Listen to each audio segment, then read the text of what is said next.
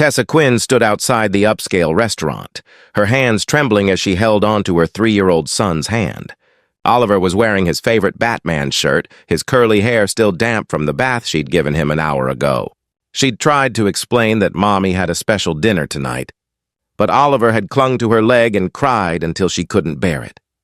The babysitter had canceled at the last minute. Stomach bug, she'd texted, and Tessa had no backup. Her mother lived 3 states away, she had no close friends in the city yet, and the dating app she'd reluctantly joined specifically said this was supposed to be a dinner date at 7 o'clock at Marcello's, one of the most expensive restaurants in the city. Tessa pulled out her phone and composed a text to the man she was supposed to meet. Landon Hayes, 42 successful businessman, his profile had said. They'd been messaging for 2 weeks, and he'd seemed kind and patient. But now she was about to ruin what was probably her only chance at a normal adult evening in months. I'm so sorry, but I have to cancel. Babysitter emergency. I'm really sorry for the short notice. She hit send and was about to turn around and head home when her phone immediately rang. It was him. Hello? Tessa answered nervously. Tessa? It's Landon. I just got your text. Where are you? I'm actually outside the restaurant, but I need to go home. My babysitter canceled, and are you with your son? Landon asked, his voice calm and without judgment. Yes, Tessa admitted. I know this is completely inappropriate for a first date, and I should have just canceled earlier, but I was trying to figure something out and— Bring him in, Landon interrupted gently. What? Bring your son inside. We'll have dinner together, all 3 of us. I already have a table. Landon, I can't do that. This was supposed to be a date, not a family dinner with a stranger. Then let's call it a family-friendly meeting, Landon said, and she could hear the smile in his voice. I'm already here. The table's reserved, and honestly, I'm curious to meet the little guy you talk about so much in your messages. Unless you'd rather not, I completely understand if this makes you uncomfortable. Tessa looked down at Oliver, who was examining a leaf he'd found on the ground with intense concentration. She thought about her empty apartment, the frozen pizza she'd have for dinner again, the loneliness that had been her constant companion since Oliver's father had left 2 years ago. Okay, she heard herself say. We'll come in. But I'm warning you, he's 3, and he's not exactly fine dining material. Neither was I at 3, Landon replied. Come on in. I'll ask the host to set another place. Tessa took a deep breath, squeezed Oliver's hand, and walked into the restaurant. The interior was stunning. Warm lighting, white tablecloths, the quiet murmur of well-dressed people having elegant conversations. Tessa felt immediately out of place in her simple jeans and white t-shirt, with her canvas tote bag and her son in his superhero shirt. The host looked at them with barely concealed disapproval, but before he could say anything, a man stood up from a corner table and waved. Landon Hayes was even more handsome than his photos, with dark hair styled impeccably, wearing a navy suit that probably cost more than Tessa's monthly rent. He looked exactly like the kind of successful businessman whose profile had intimidated her in the first place. But when he approached them, he crouched down immediately to Oliver's level.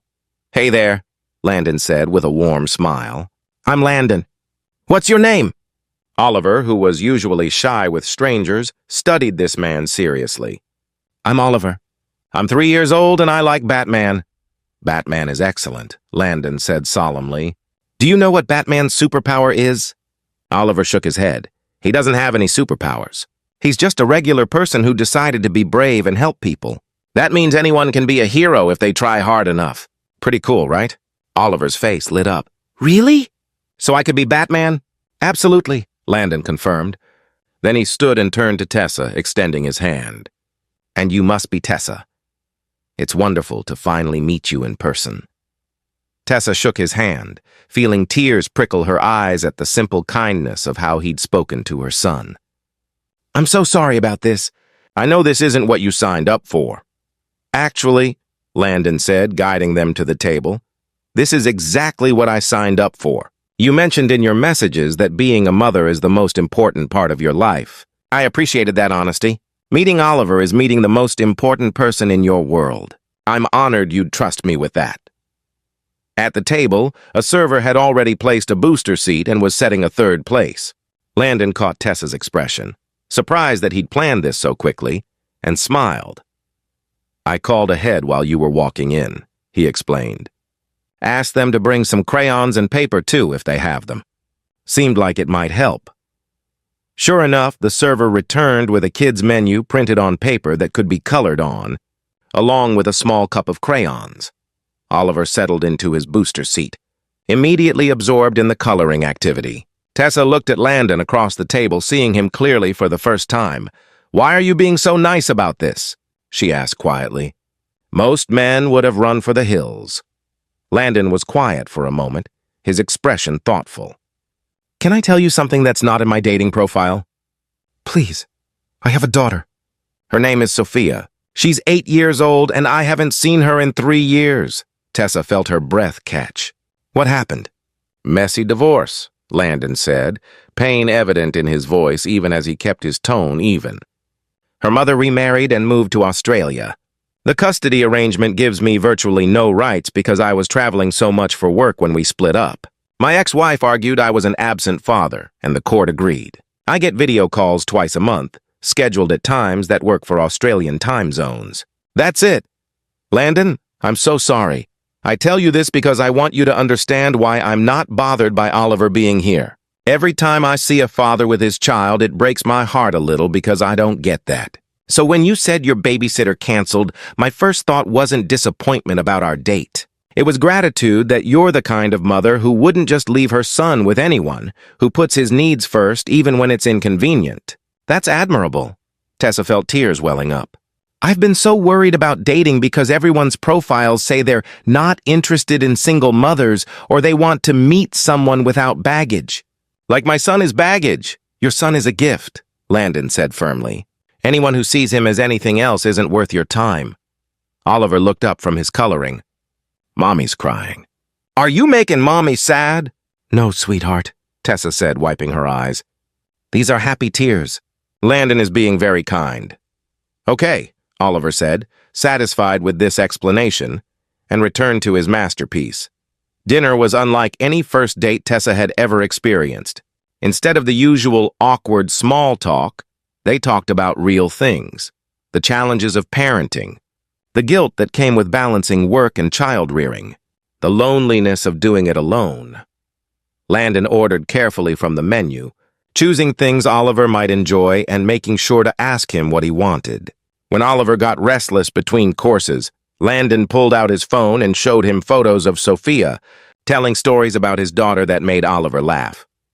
"She's pretty," Oliver declared, looking at a photo of a little girl with dark curly hair and a gap-toothed smile.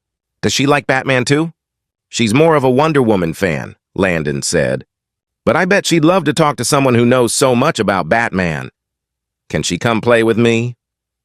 Oliver asked innocently. The pain that crossed Landon's face was brief but unmistakable. "She lives very far away, buddy. But maybe someday." After dinner, as they walked out of the restaurant, Oliver was getting tired. He held up his arms to Tessa, wanting to be carried. Before she could hoist him up, Landon said, "May I?" At Tessa's nod, he lifted Oliver onto his shoulders. The little boy squealed with delight at the new vantage point. "I'm so tall! Look, Mommy, I'm a giant!" Tessa laughed, and for the first time in years, she felt something loosen in her chest. The constant tension of doing everything alone, the weight of being solely responsible for another human being, it eased, just for a moment. They walked to the parking structure where Tessa had left her beat-up sedan, Landon carrying Oliver the whole way despite wearing an expensive suit. When they reached her car, Landon carefully handed Oliver to Tessa to get him buckled in. "Thank you," Tessa said as she closed the car door, "for tonight, for being kind to him, for not making me feel like I'd ruined everything by bringing my son to a first date."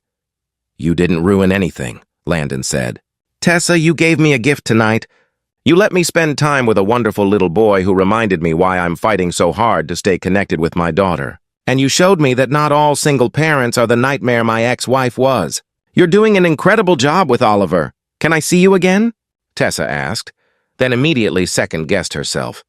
"I mean, if you want to." "No pressure." I would love that, Landon said. And next time, Oliver is automatically invited. I mean it. I understand your life comes as a package deal. I'm not interested in just part of your life. I want to know all of it. They saw each other 3 times a week for the next month.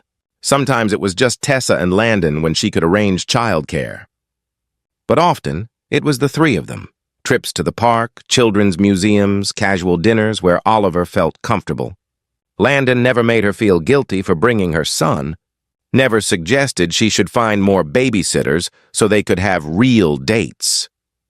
This is a real date, Landon insisted one evening after Oliver had fallen asleep on the couch between them during a movie. This is real life. Getting to know you means getting to know Oliver, too. 6 months into their relationship, Landon got a call that changed everything. His ex-wife's new marriage was falling apart, and she wanted to move back to the States. More importantly, she was willing to renegotiate custody.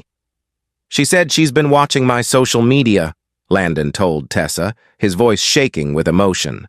She's seen the photos of me with you and Oliver. She said I've clearly grown up, that I'm not the absent father I used to be. She's willing to agree to split custody once she moves back. Landon, that's wonderful, Tessa said, hugging him. It's because of you, he said. Because you let me back into a child's life in a way that helped me heal and remember how to be present. You gave me the chance to prove I could be the father I should have been all along. When Sophia arrived for her first extended visit, she was understandably nervous about meeting her father's girlfriend and this little boy she'd heard about in video calls. But Oliver, with the fearless friendliness of a 4-year-old, immediately offered to show her his toys. You can play with my Batman cave, Oliver offered generously, and I'll show you how to make buildings out of blocks. Do you like blocks? Sophia, who'd been quiet and cautious, smiled for the first time. I love blocks. A year later, Landon proposed to Tessa not in a fancy restaurant, but in Tessa's living room, with both Oliver and Sophia present. Oliver had helped him pick out the ring, and Sophia had written a speech about how she'd always wanted a little brother. At their wedding, Oliver served as ring-bearer, wearing his best Batman shirt under his tiny suit jacket, and Sophia was the flower girl. In their vows, both Landon and Tessa promised not just to love each other, but to love and care for all the children in their blended family. You thought bringing Oliver to our first date would scare me away, Landon said during his vows. But you brought me the exact thing I'd been missing, the chance to be part of a family again, to be needed and wanted not despite being a father, but because of it. You and Oliver didn't just give me your love, you gave me back my daughter by showing me how to be present. Years later, when people asked how they met, Tessa would tell the story of the babysitter who canceled, the desperate text message, and the man who said bring him in without hesitation. She'd talk about how scared she'd been that having a son would make her undateable, and how Landon had proven that the right person doesn't see children as obstacles, but as opportunities to build something bigger than just a couple. And Oliver and Sophia, who grew up as siblings despite having no blood relation, would roll their eyes good-naturedly at the story they'd heard 1,000 times. The story of how a canceled babysitter and a Batman shirt led to a family that chose each other completely and without reservation. Because that's what Tessa learned that night at Marcello's. That the right person doesn't ask you to hide the most important parts of your life. They ask you to share them. They see your child not as an inconvenience, but as an introduction to what matters most to you. And they understand that love isn't just between 2 people. It's between all the people who choose to become a family, however that family is formed.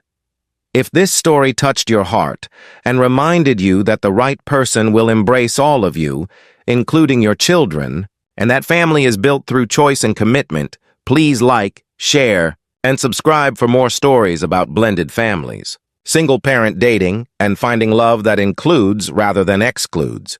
Comment below about someone who loved you and your children as a complete package, or about learning that being a parent doesn't make you undateable.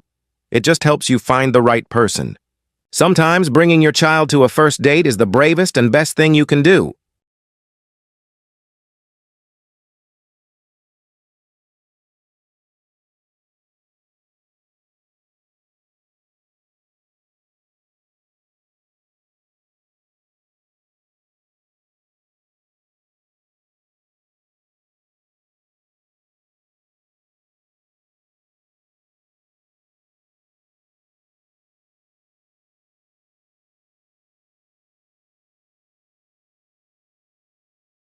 A bankrupt mechanic braves a blizzard to rescue two little girls from an overturned car, unaware that they are the daughters of a powerful billionaire. The creak of the old screwdriver echoed through the empty garage, a sound as familiar as Jack Anderson's own heartbeat. His calloused hands, silent witnesses to 2 decades of fixing this small town's automotive dreams, trembled slightly as he shut the last drawer of his toolbox. Clank! The metallic clamor reverberated, carrying the weight of 1,000 repairs, 1,000 satisfied customer smiles, and now 1,000 broken dreams. Jack, his 40 years etched into every premature crease on his face, looked around the garage. The walls, once vibrant with posters of classic cars and photos of beaming customers, now seemed faded, as if life itself had been drained from that space, along with his hopes. A howling wind slipped through a crack in the window, bringing the first snowflake with it. The storm was coming. Final call for all drivers. The biggest blizzard in the last 30 years is on its way. I repeat, the biggest blizzard in 3 decades. Stay home, folks. The radio announcer's shrill voice cut through the garage's sepulchral silence. Jack frowned, his eyes instinctively darting to the crooked calendar on the wall. The dates scrawled in red seemed to shout at him. Late payment. Final notice. Eviction imminent. With a heavy sigh, Jack grabbed his worn coat from the rack. The fabric, patched so many times it was hard to tell the original color, draped over his shoulders like an old friend. Reaching into the pocket, his fingers brushed against a few crumpled bills. He pulled them out, counting slowly. 1, 2, 3, $43. Everything he had left. It'll have to be enough, he muttered to himself, his voice rough from days without conversation. As he closed the shop door, the squeak of the hinges sounded like a lament. Jack hesitated, his hand hovering over the lock. For a moment, he glimpsed a younger version of himself, brimming with hope and ambition, opening that same door for the first time. The contrast with the man he was now, weighed down by unspeakable losses, was too painful to bear. Click! The lock sealed more than just the door. It sealed a chapter of his life. Jack walked over to his 1995 Ford pickup, a roaming testament to his skill as a mechanic. The truck, which should have been scrapped years ago, still purred like a satisfied cat thanks to his expert hands. Once he settled into the driver's seat, his eyes were immediately drawn to the photo taped to the dashboard. Sarah, with her radiant smile, looked back at him. Time had faded the image, but the memory of her laughter, the warmth of her touch, the light in her eyes remained vivid and painful. "Oh, Sarah," Jack whispered, tracing the outline of her face in the photograph with his fingers. "What I wouldn't give to hear your voice one more time." A flashback struck him like a punch to the gut. Sarah, pale and weak, lying in a hospital bed, her once melodious voice now barely a whisper. "Jack, honey, promise me you won't give up, no matter what happens." Of course he had promised. How could he deny her anything? But things had gotten so hard since then. The closure of Central Hospital, where Sarah had her treatment, was the beginning of the end. The transfer to a hospital in another town, the astronomical costs, the endless commutes, and then, 6 months later, the inevitable. Jack shook his head, trying to shove the painful memories aside. He had a mission now, to get supplies before the storm isolated them completely. The pickup protested as he turned the key, coughing and sputtering before finally roaring to life. Jack patted the dashboard affectionately. "Come on, girl. One more adventure." The streets of the small town of Millbrook were almost deserted. A few stragglers dashed from store to store, arms loaded with provisions. The sky, a threatening grey, seemed to press down on the land, as though aiming to crush the town under its weight. Jack navigated carefully through increasingly slippery roads. Each turn brought a new memory. There was the park where he and Sarah used to picnic on Sundays. Further ahead, the flower shop where he bought daisies for her every Friday. And there, looming vacant and foreboding, stood the abandoned building that used to be Central Hospital. His heart clenched as he passed the hospital. The empty windows seemed to glare at him accusingly, as if asking, "Why didn't you do more? Why didn't you fight harder?" Jack looked away, focusing on the road ahead. He couldn't change the past, but maybe, just maybe, He could still do something about the future. The grocery store was chaos. People were shoving overloaded carts, arguing over cans of beans and toilet paper packs. Jack drifted through the aisles like a ghost, picking up only the essentials: a few cans of soup, a loaf of bread, candles. While standing in the checkout line, his gaze fell on a small box of chocolates. Sarah loved chocolates. On impulse, he grabbed it, adding it to his modest haul. "That'll be $41.75, sir," said the young cashier, her face a mask of exhaustion. Jack handed over the crumpled bills, receiving a few coins in return. He stared at them in his palm. $1.25. All that stood between him and total bankruptcy. Exiting the store, the biting wind hit him like a slap. Snow now fell heavily, turning the world into a white blur. Jack pulled his coat tighter, rushing to his pickup. Seated once again in the relative shelter of his old truck, Jack let out a trembling sigh. The weight of it all, the closed garage, unpaid bills, crushing loneliness, threatened to choke him.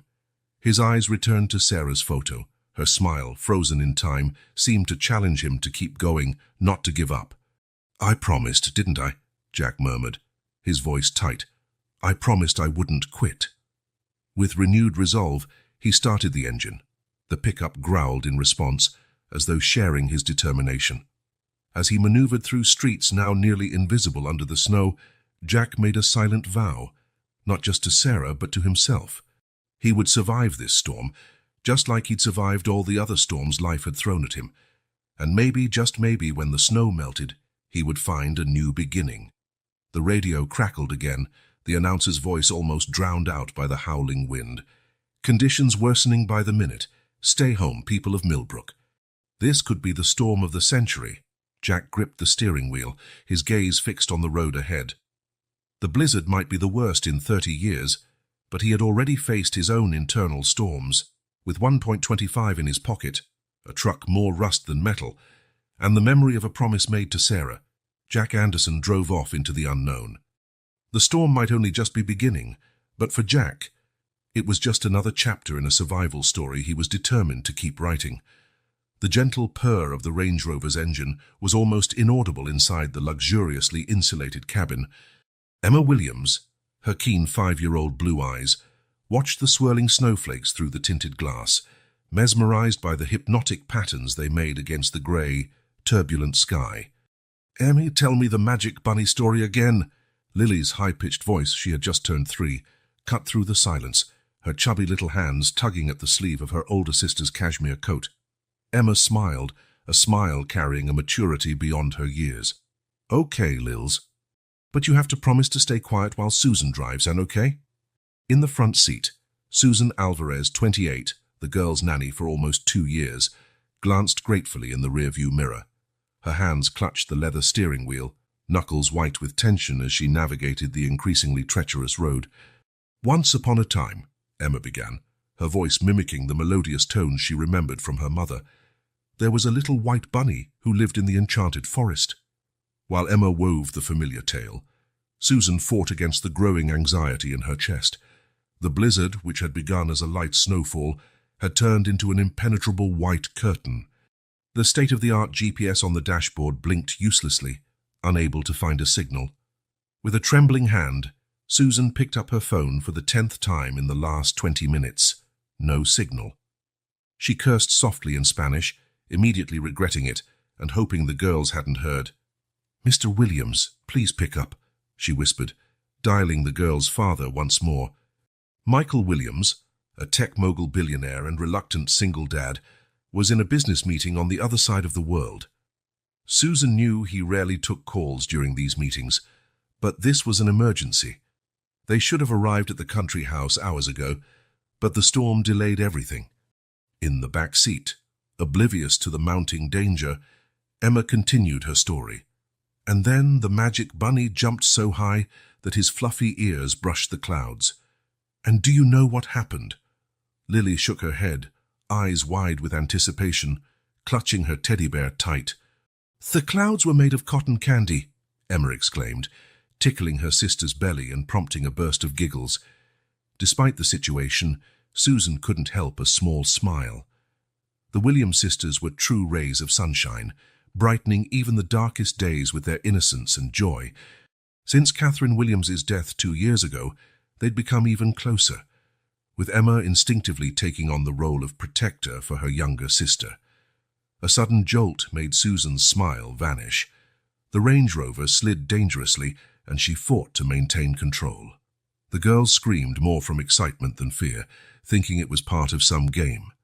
"It's okay, niñas," Susan assured them, her Spanish accent more pronounced under stress. "Just a small bump." But it wasn't okay. Visibility was almost zero, and traffic ahead was completely stalled. Impatient horns blared through the snowfall, adding to the stressful cacophony. That was when Susan made the decision that changed everything. "Girls, we're going on a little adventure," she announced, forcing a cheery tone into her voice. "We're taking a secret shortcut." Emma frowned, her sharp intuition picking up on the nanny's tension. "But Susan, Daddy always says not to leave the main route." Susan swallowed hard. Emma was right, of course. Michael Williams was a man of strict habits and rules. But what did he expect her to do? Remain stuck on the road for hours, possibly overnight during a record-breaking blizzard? "Sometimes, Emmy, we have to be brave and try new things," Susan explained, carefully maneuvering the SUV onto an exit almost hidden by snow. "It's like in the Magic Bunny story. He had to jump really high to discover the cotton candy clouds, right?" Emma nodded slowly, not entirely convinced, but willing to trust the adult in charge. The secondary road was even more perilous. Snow-laden trees bent menacingly over the path, their shadows creating ghostly shapes in the blinding whiteness. Susan reduced her speed, her eyes straining to distinguish road from ditch. In the back seat, Emma resumed telling stories to Lily, this time inventing new adventures for the Magic Bunny. Her gentle voice provided a surreal counterpoint to the winds howling outside, and the bunny found a secret cave made entirely of sparkling crystals. Once again, Susan tried her phone. Nothing. Panic began creeping into her chest. What if she had made a terrible mistake? What if... A sudden movement in the corner of her eye made her jerk the wheel. A deer, startled by the SUV's silent approach, leapt into the road. Susan slammed on the brakes, but it was too late. The world spun in slow motion, the girl's screams, the deafening crash, the sensation of falling. Then silence. When Susan regained consciousness, the first thing she noticed was the biting cold. The second was the soft crying coming from the back seat. "Emma? Lily?" she called, her voice hoarse. "Susan?" Emma's shaky voice replied. "Lily's crying. I think she's hurt." Susan tried to move, but a sharp pain paralyzed her. Something warm and sticky trickled down her face. Blood, she realized with mounting horror. "Emma, sweetie," Susan said, struggling to keep her voice calm. "Can you see outside? Where are we?" A pause, the sound of movement. "It's all white, Susan," Emma replied, fear evident. We're upside down." Susan's heart sank. They had rolled over, most likely sliding into a ditch. The snow kept falling mercilessly, soon to bury the vehicle completely. "Emma, listen carefully," Susan instructed, feeling consciousness slip away again. "You need to be very brave now. Take care of Lily. Someone will find us." Her last words were swallowed by the darkness closing in on her. In the back seat, Emma clung to Lily, tears freezing on her cheeks. "Don't cry, Lils," she whispered, her voice trembling. "Remember what Mommy always said. Guardian angels are always watching over us. Someone will come, I promise." And so, the two little Williams sisters, lost in the vast whiteness, waited. For a miracle. For a guardian angel. For someone to save them from the raging storm around them. The wind howled like a ravenous beast, lashing Jack's pickup with relentless gusts of snow and ice. The windshield wipers fought a losing battle against the storm, barely managing to clear a slit of visibility before another wave of white obscured it again. Jack gripped the steering wheel so tight his fingers hurt, his eyes squinting to see any sign of the road ahead. The paper bag on the passenger seat, containing his meager groceries, a few cans of soup, a loaf of bread, and the chocolates he'd bought on a whim, seemed to mock him. Would he even live long enough to open one of those cans? Then it happened.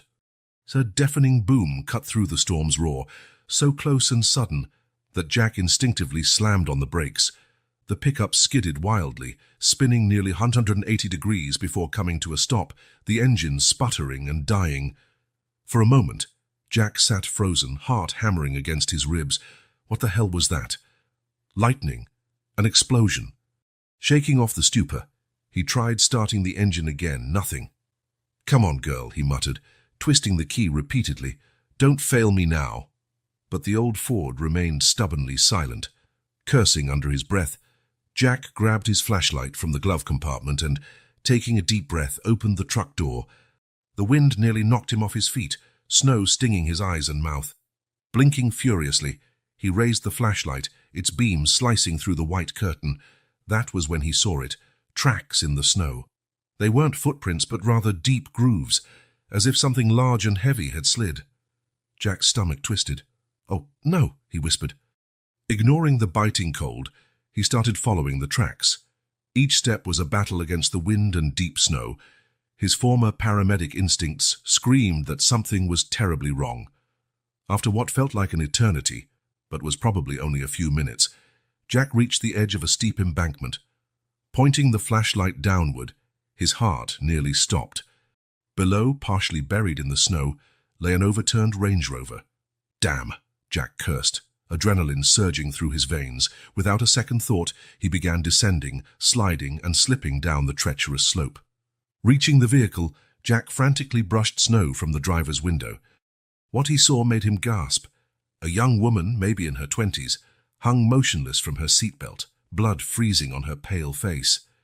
"Hey, can you hear me?" Jack shouted, banging on the glass. No response. That was when he heard it, a faint crying from the back seat. Renewed urgency seized Jack as he scrambled to the rear door. The metal was twisted, stuck. Cursing, he raced back up the slope to his pickup, nearly falling multiple times on the way. Returning with his toolbox, Jack worked furiously to pry the door open. His fingers, numb from cold, could barely grip the tools, but years of mechanical experience guided his movements. Finally, with a protesting screech of metal, the door gave way. The interior was a wreck of shattered glass, splintered plastic, and toys. Jack's heart sank when he saw 2 child safety seats. "Hello," he called softly. "Can anyone hear me?" A sudden movement startled him. From behind one of the seats, a pair of wide blue eyes stared back at him. "Who are you?" a small voice asked, trembling but defiant. Jack let out a sigh of relief. "My name's Jack. I'm here to help. Are you hurt?" Slowly, a girl of about 5 emerged from the shadows. Her face was scratched, and a bruise was forming on her forehead, but she seemed otherwise uninjured. "I'm okay," she said. Then her expression shifted to worry. "But Lily, she won't stop crying." That was when Jack noticed the second child, a smaller girl, barely 3, huddled and sobbing softly. "It's all right," Jack said, trying to make his voice as reassuring as possible. "I'm going to get you both out of here. What's your name?" "Emma," the older girl replied. "And she's my sister, Lily." Jack methodically checked the girls for serious injuries. Miraculously, apart from cuts and bruises, they seemed okay. The real threat now was hypothermia. "Emma, I need you to be very brave," Jack said, meeting her eyes. "I'm going to carry you and Lily out, but it'll be a bit scary. Can you be strong for Lily?" Emma nodded solemnly, her gaze far older than her 5 years. With utmost care, Jack lifted Lily first, wrapping her in his own coat. The little one clung to him, trembling violently. "Emma, can you grab your backpack?" Jack asked. "We'll need dry clothes." While Emma rummaged through the wreckage, Jack made one last desperate check on the driver. No pulse. Heavy-hearted, he turned back to the children. Climbing back up the embankment with 2 small children was a nightmare. The wind seemed determined to knock them down, and the snow made each step a struggle. Jack carried Lily in one arm, using the other to brace himself and help Emma. Several times he slipped, his heart lurching each time as he fought to keep his balance. Emma, showing surprising courage, clung firmly to his leg, bravely carrying Lily's backpack. "Almost there," Jack panted when he finally saw the blurred outline of his pickup through the snow. "You're doing great, girls." At last, after what felt like an eternity, they reached the road. Jack gently placed Lily in the passenger seat, helping Emma climb up beside her. Once inside the cab, Jack cranked up the heater, rubbing the girl's hands to restore circulation. "Are you an angel?" Lily suddenly asked, her small voice quivering. Jack felt a lump in his throat. "No, sweetheart, just someone trying to help." Looking at the two frightened but alive girls, Jack felt a fierce determination rise within him. He had found them for a reason. Now it was his responsibility to keep them safe. Turning the key, Jack offered a silent prayer. To his relief and surprise, the engine coughed and then roared to life. "All right, girls," he said, guiding the pickup forward. "Let's find a safe place to wait out this storm." As they crawled slowly through the blizzard, Jack couldn't help thinking that maybe, just maybe, he'd discovered a new purpose that night, a chance for redemption, wrapped in the form of two small survivors. The old Ford groaned and creaked, struggling against the relentless wind and quickly accumulating snow. Jack gripped the wheel tightly, squinting in a desperate attempt to see something beyond the white curtain in front of him. On the passenger seat, Emma clung to Lily, both girls shivering despite the heater running at full blast. "It'll be okay, Lils," Emma whispered, her voice nearly lost in the wind's howl. "Mr. Jack is going to take care of us." Jack swallowed hard, feeling the weight of responsibility settle on his shoulders. He could barely take care of himself lately, and now he had two precious lives depending on him. That was when he saw it, a dark, looming shape emerging from the blinding whiteness. "Thank God," Jack muttered, carefully steering toward the structure. As they drew closer, the outline of a large abandoned warehouse became visible. It looked like an old factory or storage facility, its rusted metal walls defying the storm for decades. Jack stopped the pickup as close to the entrance as possible. "Stay here," he instructed the girls, grabbing his flashlight. "I'll check if it's safe." The wind nearly toppled him when he exited. Battling the storm, Jack reached the warehouse door. To his relief, it opened with a protesting squeak. Inside, it was vast and dark, the flashlight's beam revealing long-abandoned machinery and dusty piles of boxes. But it was dry and, most importantly, offered protection from the biting wind. Satisfied it was safe enough, Jack returned to the pickup. "Come on, girls," he said, opening the door. "We found our shelter." With Lily in his arms and Emma clinging to his leg, Jack guided them into the warehouse. The sudden silence after the constant wind was almost deafening. "It's dark," Lily whimpered, burying her face in Jack's neck. "Don't worry, princess," Jack replied gently.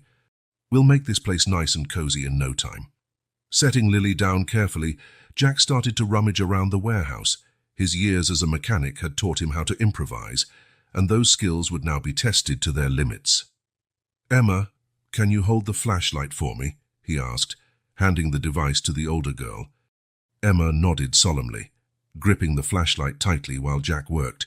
He found an old oil drum, which he quickly turned into an improvised fire pit.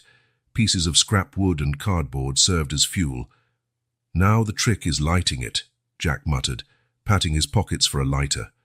"I have matches," Emma suddenly exclaimed, running over to the backpack they'd salvaged from the wreck. "Mom always said to keep matches in the emergency pack." Jack smiled, impressed. "Your mom was a very smart woman." With Emma's matches, Jack soon had a crackling fire in the drum. The heat began to spread, banishing some of the piercing cold. Next step, create a protected space. Jack found a few old tarps and ropes, which he used to build a makeshift tent around the fire pit. "Wow," Lily whispered, eyes wide as she watched the dancing flames. "It's like camping." "It sure is, Lils," Emma agreed, hugging her sister close. "We're on a big adventure." Jack felt a twinge of heartache seeing how the sisters interacted. Emma, just 5 years old, was showing a maturity far beyond her age. With their improvised shelter complete, Jack turned his attention to the supplies. The grocery bag looked tragically inadequate now, but it would have to do. "Who's hungry?" he asked, forcing a cheerful tone. "Me!" Lily shouted, raising her hand. Jack opened a can of soup, pouring it into a metal container he found in the warehouse. Placing it near the fire to heat, he handed out some crackers. "It's not much," he apologized, "but it'll keep us warm." "It's perfect, Mr. Jack," Emma said politely, sharing her portion with Lily. "Thank you for taking care of us." Jack felt a lump in his throat. "You girls are incredibly brave," he said softly. "You're doing so well." As they ate the warmed soup and crackers, Jack realized the girls needed a distraction. The trauma of the crash, the cold, the fear. It could easily become overwhelming. "How about a story?" he suggested. Lily's eyes lit up. "Yes, please. Emma always tells the best stories." Jack smiled at Emma. "Well, then I guess we should let the expert take over, right?" But Emma hesitated, suddenly shy. "Actually, could you tell a story, Mr. Jack? I'm kind of tired of being the storyteller." Jack understood the unspoken plea. Emma needed to be just a child for a moment, not the caregiver. "Of course," he replied gently. "Let me think. Have you heard the story of the mechanic who fixed the moon?" The girls shook their heads, eyes wide with curiosity, and so, as the storm raged outside, Jack spun a fantastical tale about an ordinary mechanic called upon for an extraordinary mission. He spoke of magical screwdrivers and engine oil that sparkled like stars, of lunar gears and craters that were actually giant loose bolts. The girls listened, captivated, their fears momentarily forgotten. Emma visibly relaxed, allowing herself to be a 5-year-old again. By the time the story ended, Lily was drifting off, curled against her sister. Emma struggled to keep her eyes open. "Get some sleep," Jack said softly. "I'll keep watch." Emma nodded sleepily. "Thank you, Mr. Jack," she murmured. "You're a great storyteller and a great guardian angel." As the girls slept, Jack fed the fire, his thoughts a jumble of worry and resolve. Outside, the storm still raged mercilessly. But here, in this small improvised haven, there was warmth, safety, and surprisingly a sense of purpose Jack hadn't felt in a long time. Gazing at the two small sleeping figures, Jack made a silent promise. He would protect them, no matter the cost. Somehow they would survive this storm together. The darkness of the warehouse was interrupted only by the soft glow of the embers in the makeshift fire pit. Jack, leaning against a rusted wall, fought against sleep. His eyes kept drooping, only to snap open seconds later. A sharp cry finally jolted him out of his half-conscious state. "Mommy, Mommy!"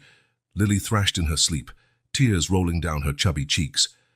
Emma was instantly alert, pulling her younger sister close. "Shh, Lils, it's okay," Emma whispered, her voice trembling slightly. "I'm here." Jack watched with a tightness in his chest as Emma began singing softly. It was a simple lullaby, one he vaguely recognized. "Twinkle, twinkle, little star, how I wonder what you are. Up above the world so high, like a diamond in the sky." Emma's voice, though young and slightly off-key, was filled with love and concern. Gradually, Lily's sobs subsided, and she drifted back into a calmer sleep. "That was Mommy's favorite song," Emma said quietly, noticing Jack's gaze. "She always sang it when we had nightmares." Jack moved closer, careful not to disturb Lily. "You take such good care of your sister, Emma," he said gently. "It must be hard sometimes." Emma shrugged, but Jack could see the burden weighing on her small shoulders. "Someone has to do it," she replied, sounding far older than 5. "Dad, he's always busy." Jack felt a surge of anger toward the girl's absent father. How could someone neglect children this precious? He kept his voice neutral. "Want to talk about it?" Emma hesitated, fiddling with the hem of her shirt. "Dad works a lot.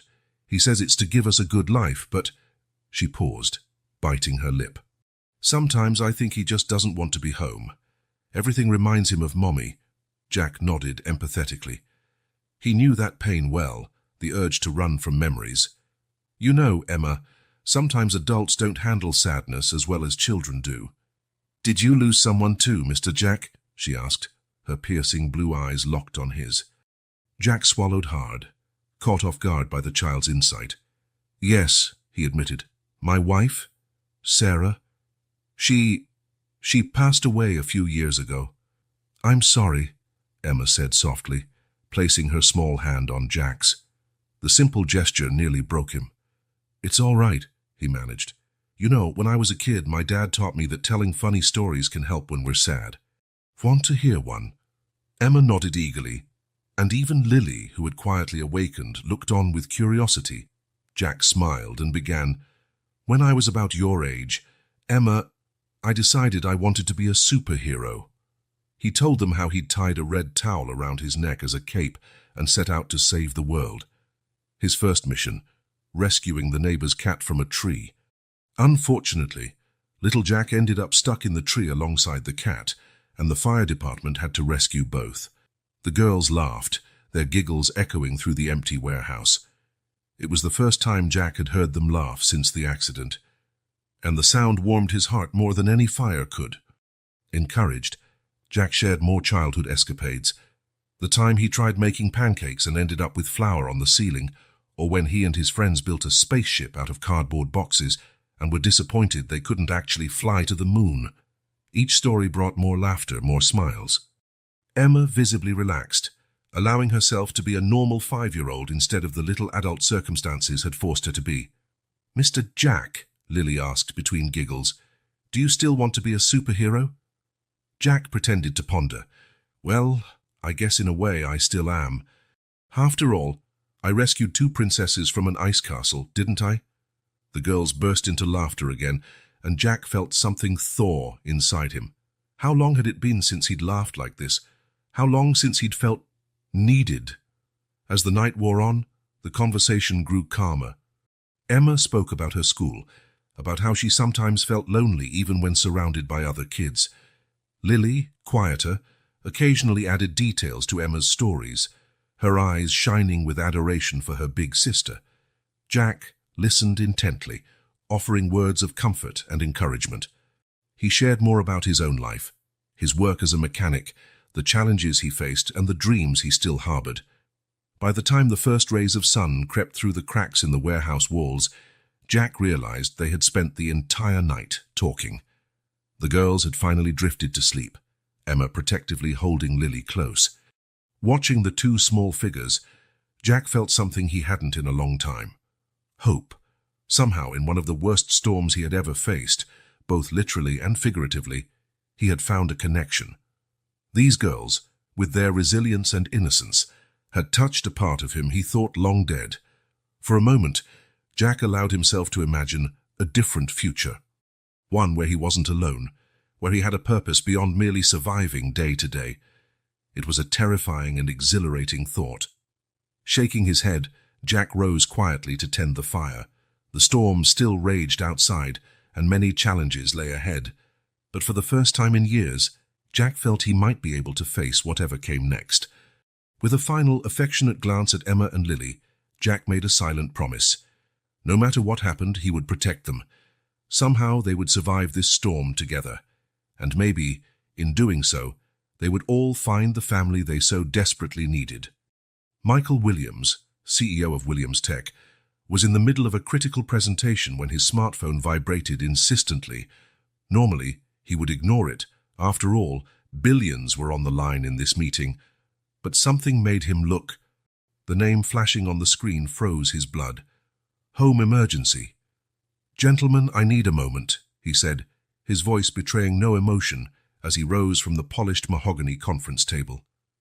In the hallway, away from curious eyes of executives and investors, Michael answered the call. The frantic voice of his housekeeper, Mrs. Patel, hit him like a punch to the gut. "Mr. Williams, the girls, the SUV, the blizzard." Michael's world fell apart in seconds. His daughters, Emma and Lily, were missing in the worst storm in 30 years. Returning to the conference room, Michael barely remembered what he said. Something about a family emergency. The words billions and deal lost all meaning. Within minutes, he was on his private jet racing back home, the storm making the plane rock violently. During the turbulent flight, flashbacks tormented him.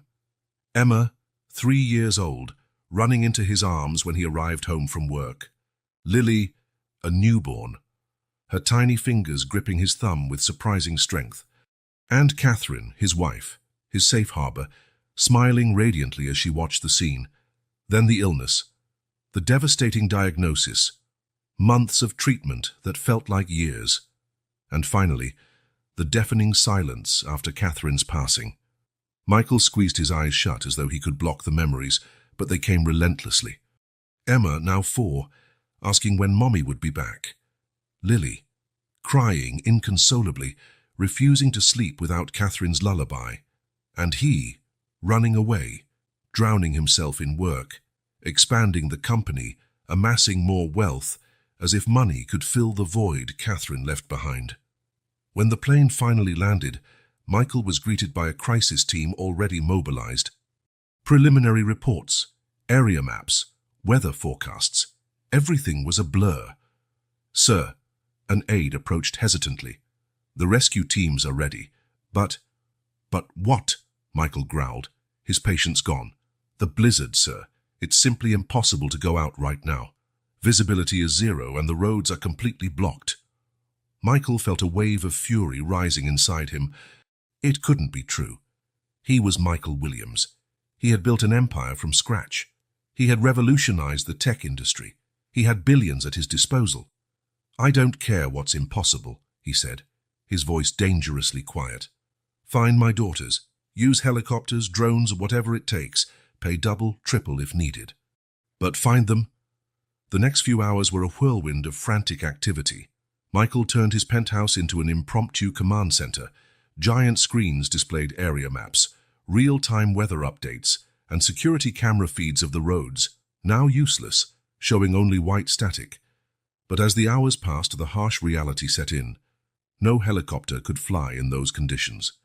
Drones were knocked out of the sky by furious winds within minutes. Ground teams got stuck after only a few miles. For the first time in his adult life, Michael Williams felt utterly powerless. Standing before his penthouse's panoramic windows, watching the storm transform the city into a white desert, Michael felt the weight of his choices crushing him. How many times had he cancelled family dinners for business meetings? How many of Emma's school recitals had he missed? How often had he outsourced Lily's care to nannies and housekeepers? A sob escaped his throat, shocking him. He couldn't recall the last time he cried, perhaps at Catherine's funeral. "Mr. Williams?" His assistant's hesitant voice pulled him back to reality. "Is there anything I can do?" Michael turned, his eyes red and weary. For a moment he almost yelled at her, unleashing his frustration, but then he saw genuine concern and fear on her face. "Rachel, right?" he asked softly. She nodded. Surprised, he remembered her name. "Rachel, do you have children?" "Yes, sir. 2 girls." Michael felt like he'd been punched again. "2 girls," he repeated. How do you balance it all? Work, family?" Rachel seemed briefly disconcerted by her usually distant boss's personal question. "It's not always easy, sir," she admitted. "But at the end of the day, they are my priority, always." Michael nodded slowly, the words hitting him like lightning. Priority. What had been his priority these past years? Turning back to the window, Michael pressed his forehead against the cold glass. "Emma," he whispered. "Lily, Daddy's so sorry. So sorry." For a moment, he imagined he could see through the blizzard, pinpointing his missing daughters by sheer force of will. But the storm raged on, indifferent to his power or wealth. "Rachel," he said finally, voice raw, "cancel all my engagements for the next few weeks, and bring me every file we have on the old Central Hospital, the one we closed 2 years ago." Rachel looked puzzled but nodded. "Yes, sir." "Anything else?"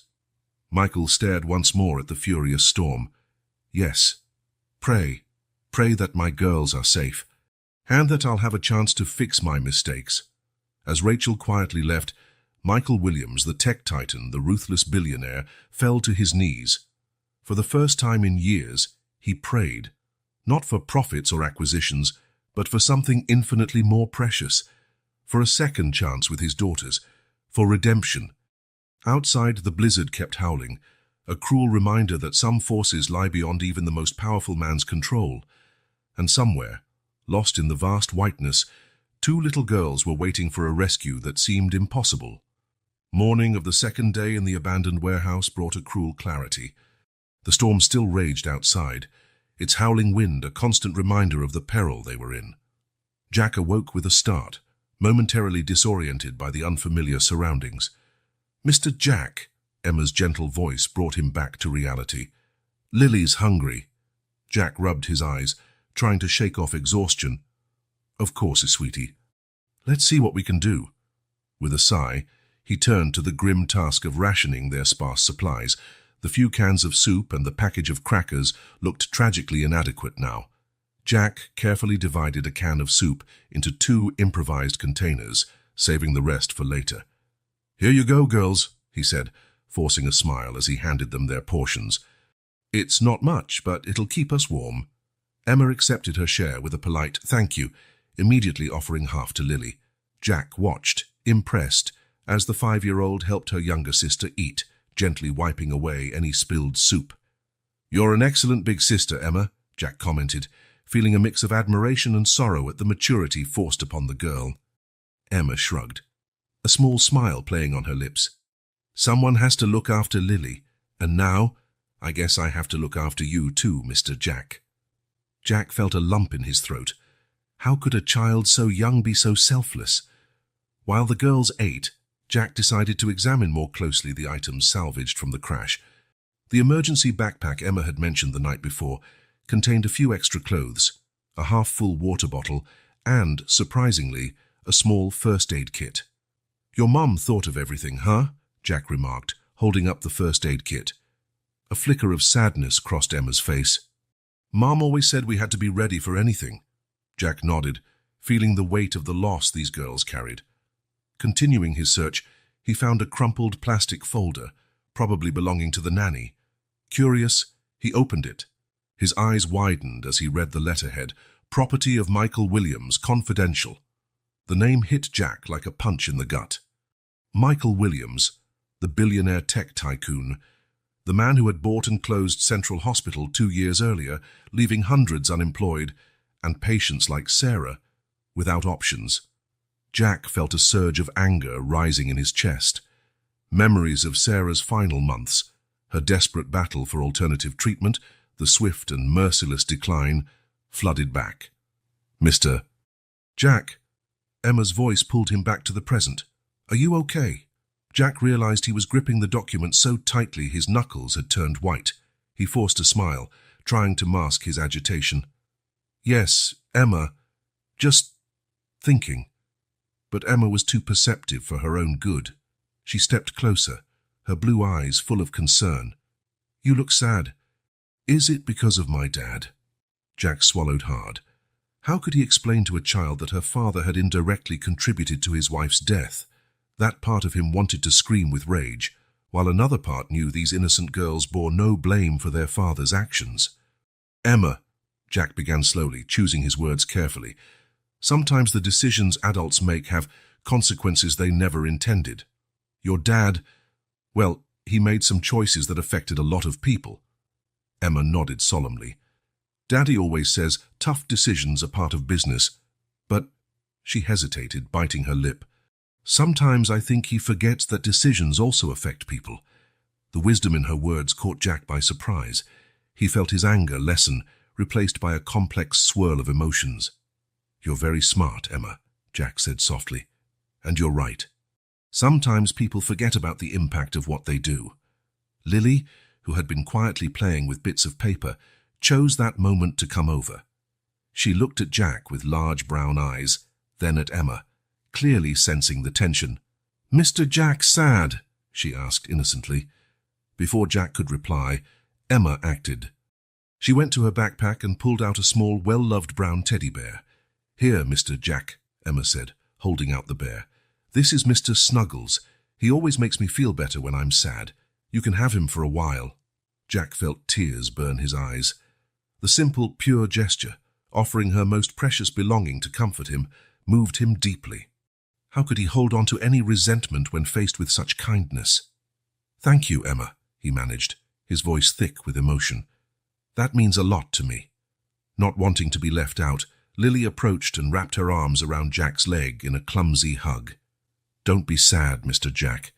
We like you." In that moment, looking at the 2 little girls fate had placed in his care, Jack felt something shift inside him. The anger and bitterness he'd carried for so long began to melt, replaced by a fierce determination to protect these children no matter what.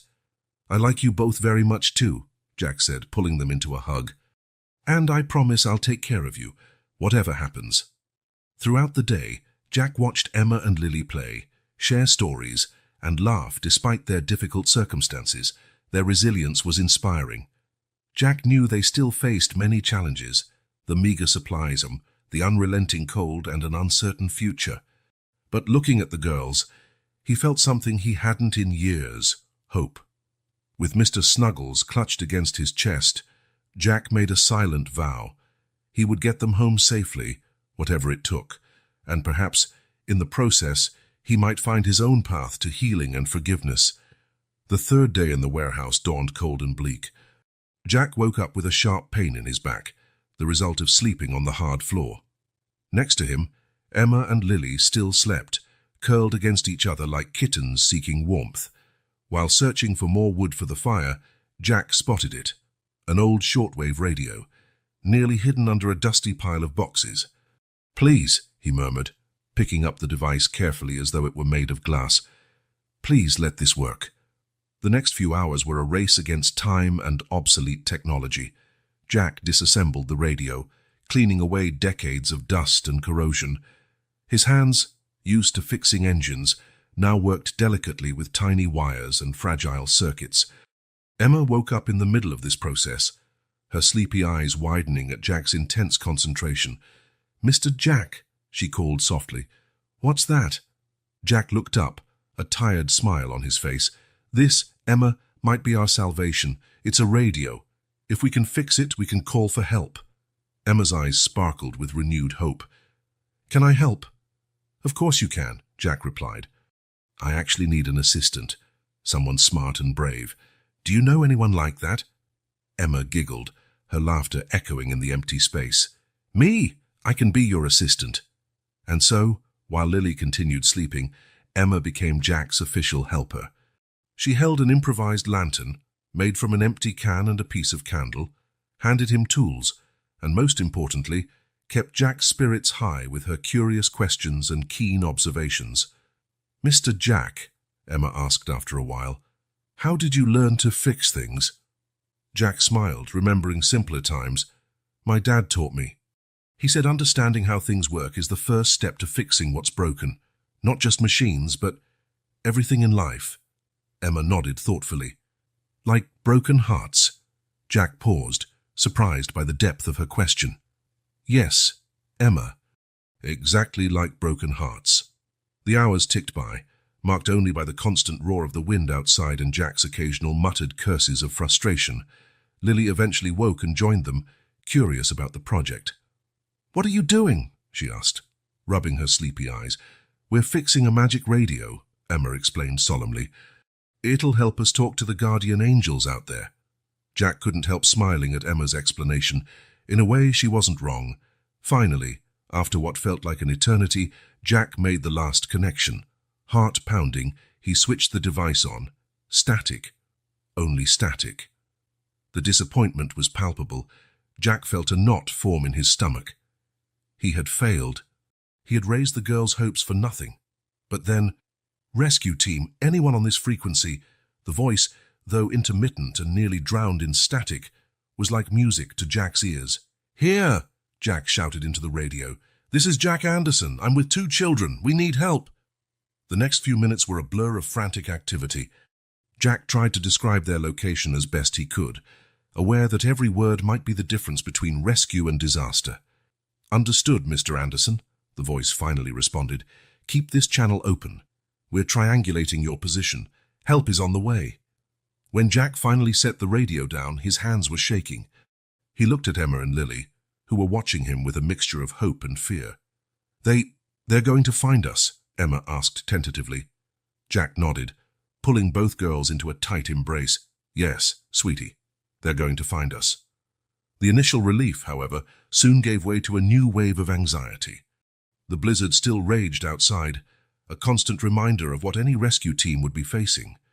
To keep the girls, and himself, distracted from the agonizing wait, Jack suggested a guessing game. "I'm thinking of something blue," he began. "The sky," Lily shouted immediately. Jack smiled.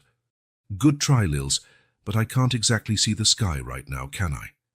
Emma furrowed her brow thoughtfully. Oh, I know. It's Lily's scarf. Exactly, Jack cheered. Your turn, Emma. The game continued, with the girls growing increasingly creative in their guesses. But as the hours dragged on, Jack noticed Emma becoming quieter, her eyes frequently darting to the silent radio. Is everything okay, Emma? He asked softly. Emma bit her lip. Mr. Jack, what if they can't find us? The question hung in the air, heavy and frightening. Jack knew he had to be honest but also reassuring. Emma, he began gently, remember when we were fixing the radio? It seemed impossible at first, but we didn't give up. Life works like that. Sometimes it feels hard, but we have to keep trying. Emma nodded slowly. Like being a guardian angel. Jack smiled, touched by the analogy. Exactly. And you know what? You've been an incredible guardian angel for me and Lily. Your courage and your help mean a lot. Emma's eyes filled with tears, but she offered a brave smile. Can I keep helping you, Mr. Jack? There's no one else I'd rather have by my side, Jack replied sincerely. As night fell, Jack stoked the fire and handed out the last of their food. The cold and hunger were constant companions now, but the hope kindled by the radio kept them going. Emma, true to her word, stayed by Jack's side, helping monitor the radio and care for Lily. Her resilience and maturity continued to amaze and inspire him. Lying near the fire, exhausted yet determined, the three of them waited. The radio crackled occasionally with updates from the rescue team, each message a reminder they were not forgotten. Jack watched the girls, now asleep, and made a silent promise. No matter what happened, he would protect them. Together, they would survive this storm. Outside, the blizzard raged on, but inside that warehouse, buoyed by an old radio and a little girl's courage, the flame of hope burned brighter than ever.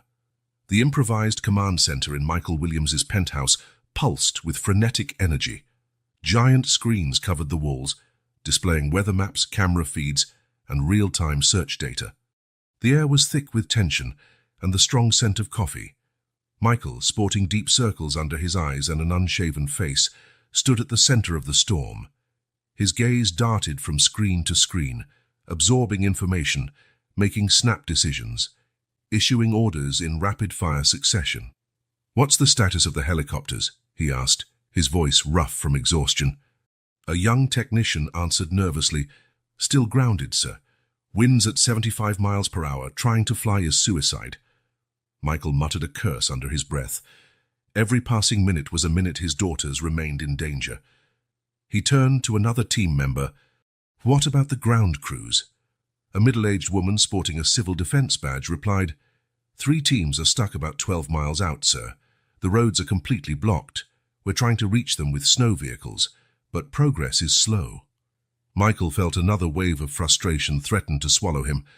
How was it possible that with all his resources, his wealth and his influence, he could do nothing to save his own daughters? Then it happened. "Mr. Williams!" A communications technician shouted, his voice slicing through the room's chatter. "We just picked up a signal. It's faint, but it's definitely a distress call." In seconds, Michael was at the technician's side, eyes fixed on the screen showing the signal's waveform. "Jack Anderson, 2 children, need help." Michael's heart leapt. His daughters were alive. "Trace that signal," he ordered. "Use every tool we have. Satellites, cell towers, anything." The room exploded with renewed activity. Engineers and technicians rushed about, calibrating equipment and cross-referencing data. But hope soon gave way to exasperation. The exact source of the signal remained elusive. The storm interfered with the equipment, making precise triangulation nearly impossible. "Best we can do is narrow it to a 6-mile radius, sir," one engineer reported, disappointment heavy in his voice. Michael felt the weight of failure threaten to crush him. 6 miles. Under normal conditions, that was nothing. But in this blizzard, it might as well be a journey to the moon. Frustrated, he turned away from the screens, pacing over to the window. Outside, the city he once ruled was unrecognizable, transformed into a barren white wasteland. His reflection in the glass startled him. Who was this man with haunted eyes and a tormented expression? Surely not the business titan, the tech visionary he imagined himself to be. Memories crashed over him. Emma at 3 begging him to read her a bedtime story. He'd promised tomorrow, caught up in a business call. Lily, taking her first steps while he was at a conference halfway around the world. How many tomorrows had he promised? How many precious moments had he missed? Always putting work first. Catherine's voice echoed in his memory. Michael, life won't wait. Our daughters are growing up. Don't miss it. He'd ignored her warnings, convinced he was building a legacy for his girls. But what good was an empire if he lost what truly mattered? Mr. Williams, Rachel, his assistant, intruded gently. The mayor's office is on the line. They're questioning the legality of some of our search methods. Michael felt a wave of anger boil up again. Bureaucracy. Always the damned bureaucracy. Tell them, he growled, to worry about legality after my daughters are safe. Rachel nodded but hesitated before leaving. Sir, if I may, maybe a more diplomatic approach. We need them on our side. Michael paused, surprised by the bold suggestion. In another life, he might have fired an employee for daring to question him. But now, he sighed, running a hand over his tired face. You're right, Rachel. Thank you. Please set up a video conference with them. We'll work it out together. As Rachel left to make the arrangements, Michael refocused on the screens. Jack's radio signal had become intermittent, each moment of silence torture. Hang on, girls, he muttered. Daddy's coming. The following hours were an emotional roller coaster. Small progress was quickly undone by fresh setbacks. It seemed nature itself was determined to thwart every effort. Late into the night, exhausted and desperate, Michael found himself alone in the command center. The screens flickered quietly, a constant reminder of the battle he was waging. His eyes fell on a photo of Emma and Lily, smiling on a sunny day at the park. Catherine had taken it just weeks before her diagnosis. Michael picked up the photo, gently tracing his daughters' faces. I'm sorry, he whispered. I'm sorry for not being there, for missing so much. But I promise, if I get a second chance, I'll make things right. In that moment, as if the universe answered his plea, one of the radios crackled to life. Base, this is Alpha Team. We believe we've located the signal's source. We're closing in now. Michael's heart soared. This was it. The moment that could change everything. Copy that, Alpha Team, he responded, his voice trembling slightly. Proceed with caution. And thank you. As the rescue team pushed forward through the storm, Michael Williams stood at the window, gazing outside. The first rays of dawn were beginning to pierce the clouds, as though nature itself was finally relenting. A new determination filled him. No matter what happened next, he would be a different man, a different father, the kind of person his daughters deserved. The storm might have devastated his city and shaken his world, but it had also given him something priceless: clarity. And with clarity came a silent promise to Emma and Lily. Their dad was coming home, in every sense of the word. The third day dawned with a deceptive stillness. Outside, the storm seemed to have lessened, but the penetrating cold remained a constant reminder of the danger lurking. Jack awoke with a knot in his stomach, not just from hunger, but from worry. Their supplies were nearly gone. As he tried to rekindle the dying fire, a low, pained sound caught his attention. It was Lily, curled beside Emma, her little body visibly trembling. Emma, Jack called softly. Is Lily all right? Emma, already awake and alert, looked at him with wide, fearful eyes. Mr. Jack, she's really warm. She won't stop shaking. Jack's heart sank. Carefully, he approached and touched Lily's forehead. It was burning hot. Damn, he muttered, trying to stay calm for Emma's sake. Looks like our little warrior has a fever. Will she be okay? Emma's voice trembled, betraying her fear. Jack forced a confident smile. Sure she will. We'll take care of her, right? We're a team, remember? Emma nodded resolutely, instantly slipping into the role of helper. Jack racked his brain, recalling his paramedic days. A fever in a young child could be dangerous, especially in these conditions. Emma, I need you to be my special assistant again, Jack said, keeping his voice calm. "Can you grab some clean snow from outside?" While Emma headed off on her mission, Jack examined Lily more closely. Her breathing was a bit labored, and her cheeks were flushed. He swore under his breath, wishing he had a thermometer or any proper medical equipment. Emma returned quickly with a handful of clean snow. Jack praised her, then used a clean piece of cloth from the girl's backpack to create a cold compress. "This will help bring down her temperature," he explained to Emma, as he gently placed the compress on Lily's forehead. "We'll need to keep an eye on her and change it regularly." The hours that followed were a constant struggle. Jack and Emma took turns switching the compress, trying to coax Lily to sip small amounts of melted snow water. The younger girl alternated between restless sleep and soft whimpers, calling for her mother. "Mommy," Lily moaned at one point, eyes half open and unfocused. "I want Mommy." Emma, showing remarkable strength, held her sister's hand. "Mommy can't come right now, Lils, but I'm here, and Mr. Jack too. We'll take care of you." Jack felt a lump in his throat, once again awed by Emma's maturity and compassion. As the day wore on, a new problem arose. The makeshift heater Jack had rigged with the oil drum started to fail. The already intense cold became almost unbearable. Jack knew they needed heat, especially with Lily sick, but options were limited. Then his eyes fell on the radio. It was a wrenching decision. The radio was their communication lifeline, their best hope for rescue, but the batteries... "Emma," Jack called quietly, "I have to make a tough call. What do you think is more important right now? Trying to talk to people out there or keeping Lily warm?" Emma looked from her shivering sister to the radio, then back at Jack.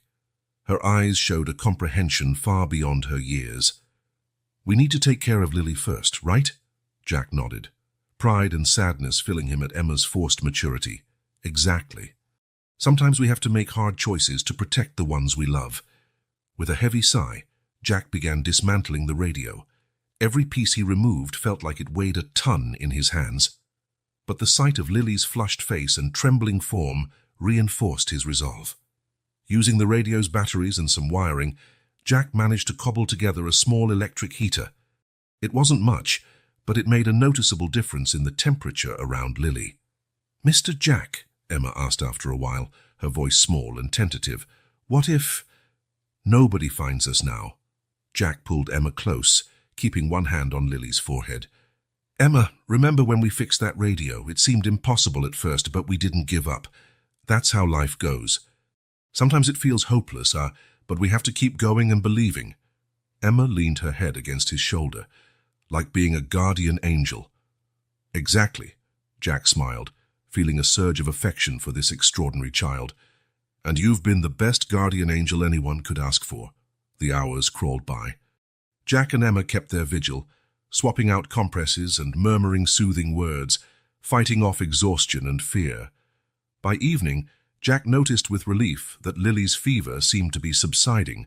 Her breathing was more regular, and the violent trembling had eased. "I think she's getting better," Jack whispered to Emma, who was struggling to keep her eyes open. "Really?" Emma asked, a tired but hopeful smile brightening her face. "Yes," Jack confirmed. "You've been amazing, Emma. Now get some rest. I'll keep an eye on Lily." Emma reluctantly snuggled up next to her sister, still holding Lily's hand as she drifted off. Jack watched the two of them, feeling a mix of exhaustion and determination. They had overcome yet another hurdle, but he knew their ordeal wasn't over. Supplies were practically gone, the cold was relentless, and now, without the radio, they were utterly isolated. Yet, looking at Emma and Lily, Jack felt his resolve renew. He would protect them no matter the cost. Somehow they would survive this ordeal. Outside, the storm finally seemed to be dying down. Jack had no idea what tomorrow would bring, but for the first time in a long while, he allowed himself a glimmer of hope. Maybe, just maybe, help was closer than they imagined. The specially equipped snow vehicles roared forward, their engines almost drowned out by the fierce wind. The rescue team, seasoned men and women experienced in extreme conditions, advanced slowly across the endless white. Each yard won was a victory over nature's fury. Back in the makeshift command center, Michael Williams paced anxiously, his eyes glued to the screens displaying the rescue team's painfully slow progress. Every minute felt like an eternity, the weight of guilt and fear threatening to overwhelm him. "Sir," one of the coordinators approached nervously, "the team is doing all they can, but the conditions—" Michael cut him off sharply. "I don't care. They need to go faster. My daughters are out there." Silence followed, broken only by the steady beeping of equipment. Michael scanned the exhausted yet worried faces of his team. He knew he was being irrational, that everyone was giving their all, but his helplessness was driving him mad. Then he made a decision. "Get a vehicle ready for me. I'm joining the search." The room exploded in protests. "Mr. Williams, it's too dangerous. We can't risk your safety too. Please reconsider." But Michael was resolute. "I've sat here long enough. Those are my daughters out there. I'm going." At the abandoned warehouse, tension was just as high. Jack stared at the last crumbs of food with thinly veiled despair. He had rationed to the extreme, but now there was nothing left. "Mr. Jack," Emma's weak voice interrupted his dark thoughts. "Lily's hungry." Jack forced a smile, hiding his own hunger and worry. "How about a story while we look for something to eat?" Emma nodded, though her eyes showed she understood more than she let on. Jack sat between the girls, pulling them close. The warmth of their small bodies was comforting in the warehouse's bitter chill. "Once upon a time," he began, voice calm despite the inner turmoil, "there was a tiny seed planted in the hardest, coldest soil you could imagine." As Jack spun his tale of perseverance and hope, he kept a close watch on the girls. Lily, still weak from the fever but clearly better, listened with wide eyes. Emma, though exhausted, never left her sister's side, constantly adjusting the makeshift blanket around them. And even when everyone thought it was impossible, the little seed kept growing, pushing through the frozen earth, reaching for the sun. Jack paused, overcome by a coughing fit he struggled to contain. The cold and hunger were taking their toll on him. "Mr. Jack?" Emma asked, voice laced with concern. "Are you okay?" Jack nodded, forcing another smile. "I'm fine, sweetie. Just a bit tired. Now, where were we? Oh, right." He continued the story, determined to keep the girls' spirits up, even as his own hope wavered. With each word of courage and optimism, Jack tried to convince not only the girls but also himself that help was coming. Time crawled by. Jack alternated between storytelling, checking Lily's temperature, and tending to the waning fire with dwindling resources. Emma, showing surprising strength, never left her sister's side, helping Jack in every task, no matter how small. "Emma," Jack said gently during a quiet moment, "you've been amazing. Your sister is very lucky to have you." Emma offered a faint smile, her exhaustion evident. "Mommy always said we had to look out for each other, especially when things are hard." Jack felt a pang in his chest.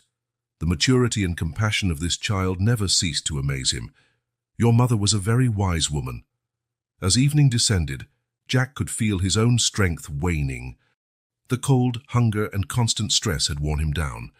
But looking at Emma and Lily, he found a reservoir of resolve he didn't know he had. "Okay, girls," he said, summoning the last of his energy. "How about one more story before bed? This time, about a brave knight and two fearless princesses who faced the coldest winter ever."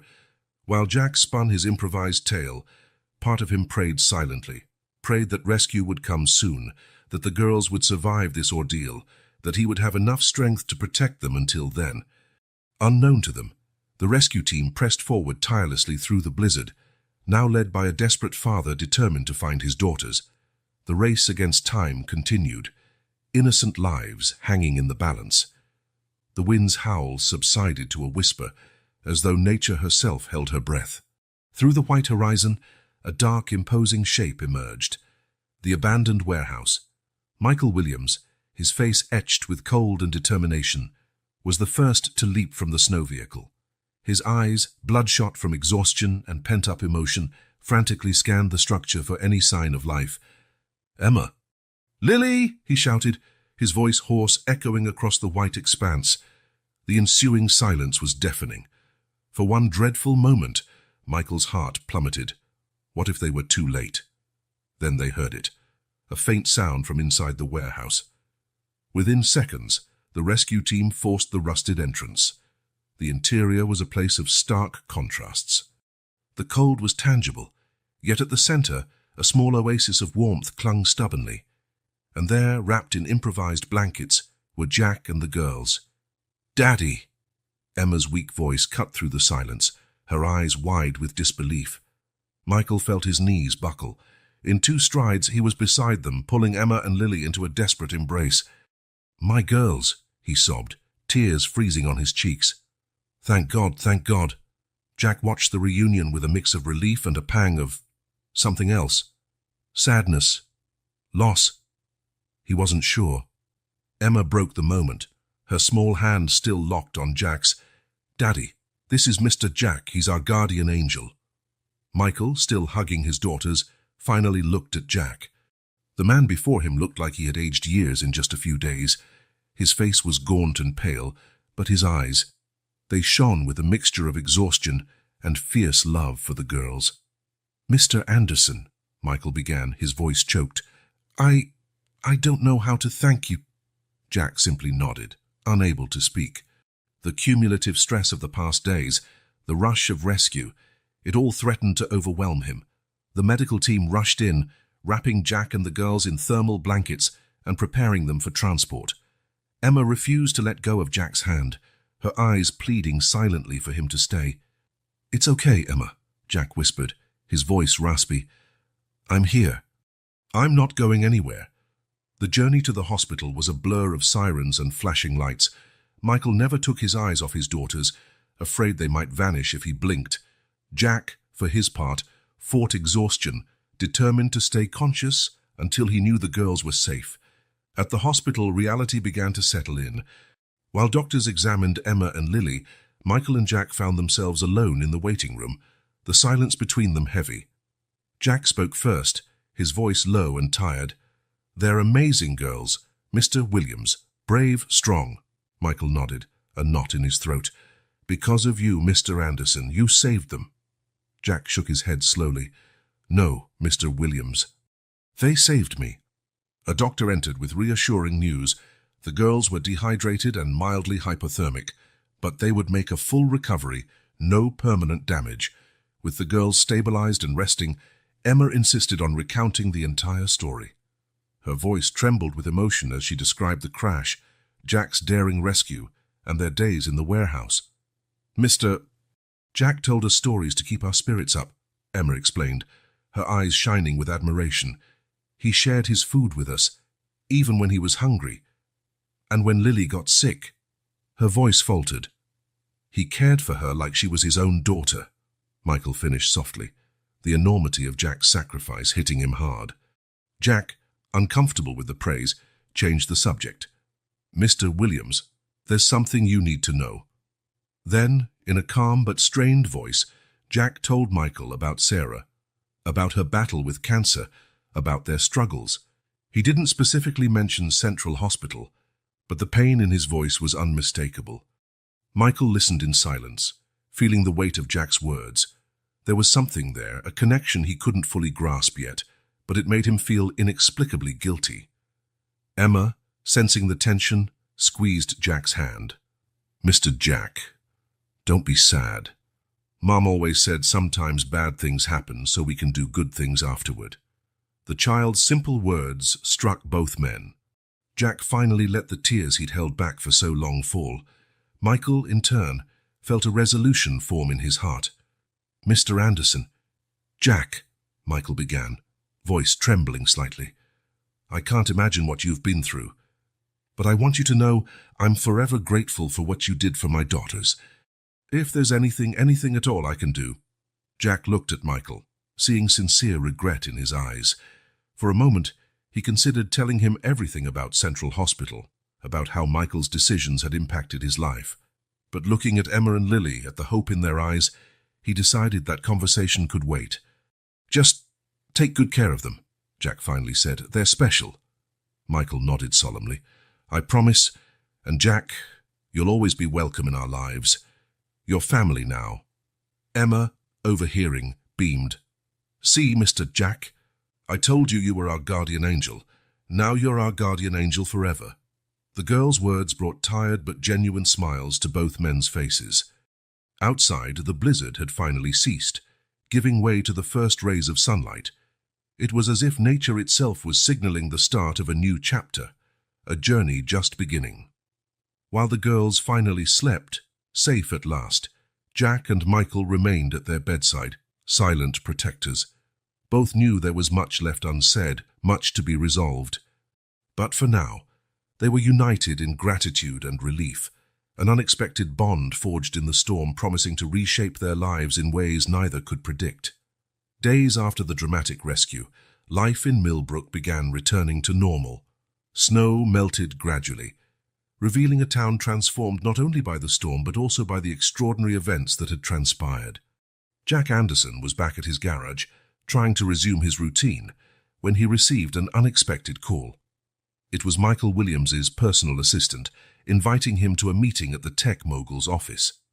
With a heavy heart and a swirl of conflicting emotions, Jack found himself standing before the towering skyscraper housing Williams Tech's headquarters.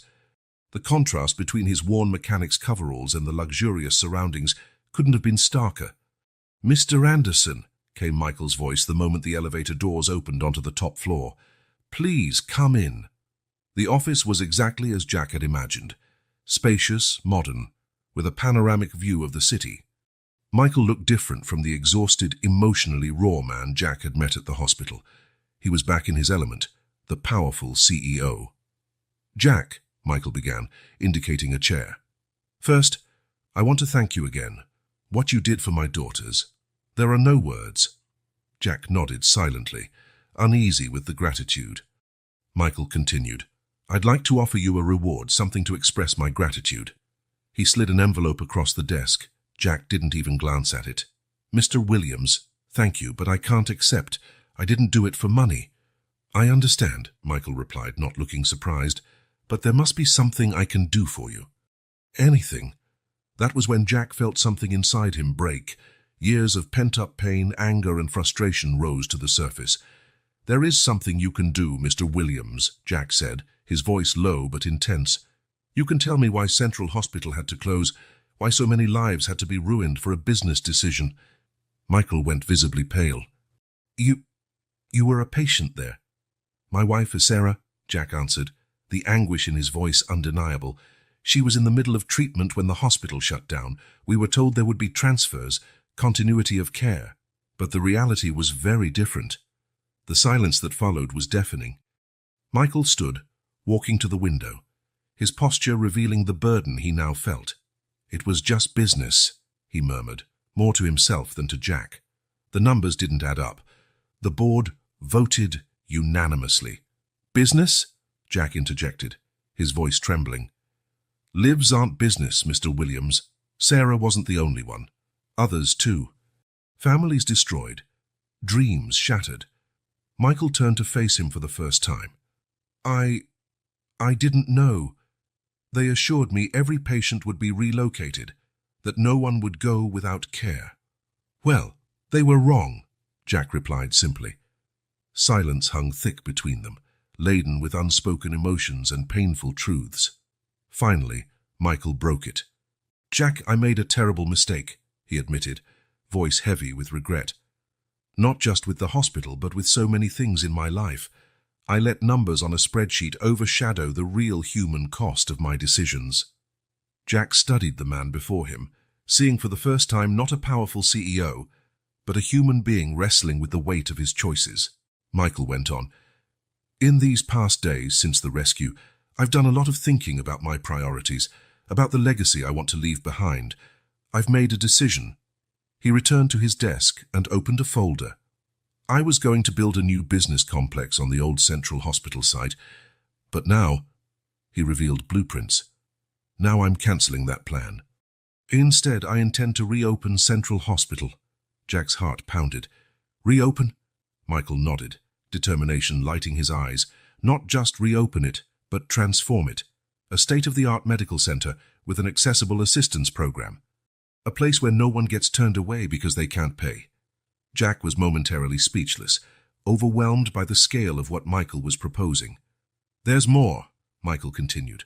I want you to lead that project, Jack. Me? Jack asked, stunned. But I'm just a mechanic. I don't know anything about running a hospital. Michael smiled for the first time since the conversation began. You're much more than that, Jack. You have compassion, integrity, and an understanding of people's real needs. That's exactly what this project requires. Jack hesitated, caught completely off guard.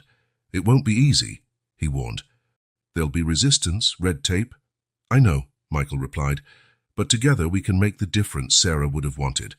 We can ensure what happened to her never happens again. The mention of Sarah's name hit Jack hard. He thought of her smile, her gentle strength even in the darkest days. What would she say if she were here now? Why me? Jack asked finally. After everything, man, why trust me with this? Michael rose and stood face to face with Jack. Because you did what I should have done long ago. You put people first. You risked your life for my daughters, strangers to you, expecting nothing in return. That's the kind of leadership the new Central Hospital needs. Jack remained silent for a long moment, weighing the offer. He thought of Sarah, of how she had always pushed him to do more, to be more. He thought of Emma and Lily, and how their lives had become so entwined with his in the most unexpected way. And he thought of all the other Sarahs out there, people in need of hope. At last, Jack extended his hand. For Sarah, he said, voice resolute. For your daughters, and for every family that needs help. I accept. Michael shook his hand, the gesture sealing more than just a business deal. It was a promise, a commitment to do things differently. It won't be easy, Michael cautioned. We'll face skepticism, bureaucracy, maybe even active opposition. But I believe together we can make it happen. Jack nodded, feeling equal parts apprehension and determination. One day at a time, he said. That's how we survived the storm, isn't it? Michael smiled, recalling Emma's words about their days in the warehouse. One day at a time, he agreed. When Jack left the office that afternoon, he felt different. The weight of anger and grief he had carried for so long seemed lighter. In its place was a sense of purpose, a spark of hope he'd thought gone forever. Outside, the last remnants of the blizzard were fading, giving way to the first hints of spring. It was as if nature itself reflected the transformation happening inside both Jack and Michael. The road ahead would be challenging, filled with obstacles and uncertainty, but for the first time in a long while, Jack Anderson looked toward the future, not with fear or resignation, but with hope. A hope born in the storm, forged through adversity, and now ready to bloom into something truly extraordinary. A year had passed since that fateful blizzard that changed so many lives in Millbrook Central Hospital. Once a symbol of despair and abandonment, now stood majestic and renewed, its gleaming white walls shining in the spring sun. Jack Anderson walked the hospital corridors, greeting patients and staff with a warm smile.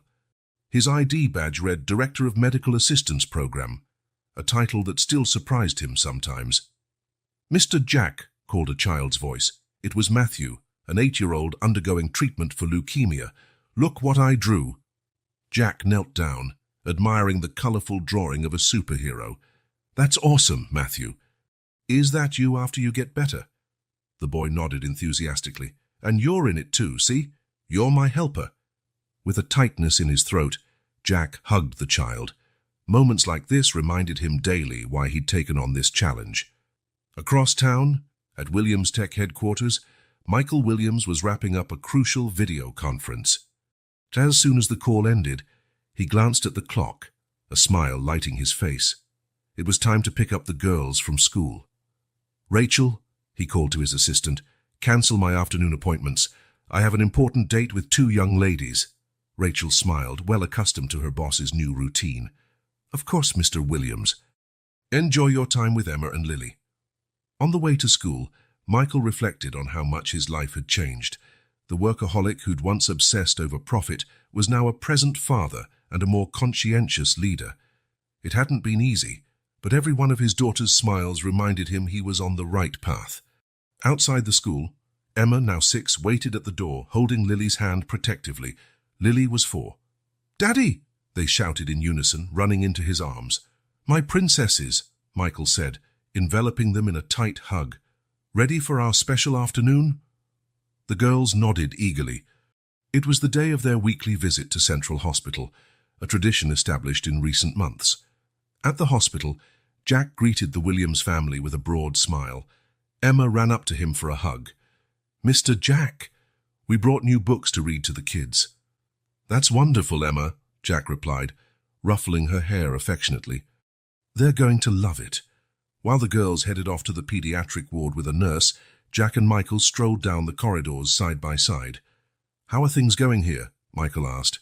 Jack sighed, a blend of fatigue and satisfaction in his voice. "Challenging but rewarding. Every life we touch, every family we help, it makes it all worthwhile." Michael nodded, understanding. "I know exactly what you mean. Seeing the impact we're making, money can't buy that." They stopped in front of a large window overlooking a newly built hospital park. Children played there, recovering patients took their first post-surgery steps, and families found solace in the middle of difficult battles. "You know," Jack began, voice low and thoughtful, "there were times after losing Sarah that I thought I'd never find purpose again.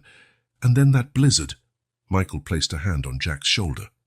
"Sometimes life's storms blow us exactly where we need to be."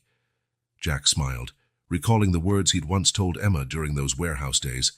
"One day at a time, right?" "One day at a time," Michael echoed. The sound of children's laughter caught their attention. Emma and Lily had finished their visit and were now playing in the park, their cheerful voices piercing the mild spring air. "How about an impromptu picnic?"